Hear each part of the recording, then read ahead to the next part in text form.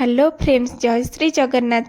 आज सकाळर खाइबारे दहीबरा आलुदम बनई कारण मो हजबैंड को दहीबरा आलुदम बहुत पसंद। आउ मो झील पाई ओट्स आउ अंडा सिझा कारण ताकू परा टिके हेल्दी खाइबा दबार अच्छे। से खाई सारिके केमती काली गुरुवार बोली घर झाड़ू पोछारे लागिची देखुना सबु काम सारी से तार खेली बसिला। आउ रीमा को केमती सबु बुझौ थाए देखो मो झील को देखिले भारी दुख लगे कि तार कई सांग एठी नहांती। तार बाबा ऑफिस रे आसला परे आमको राखी किणेबाकू नेकी गले।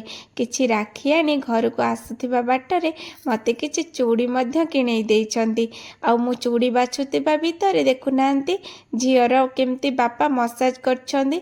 मो चूड़ी आपन को केमती लागिला मते कमेंट माध्यम रे निश्चिंत जणैबे। मो झियो सोई पडिलानी, मोर आउ टिके मांडिया सुखेबार काम बाकी अछि। रहुछि।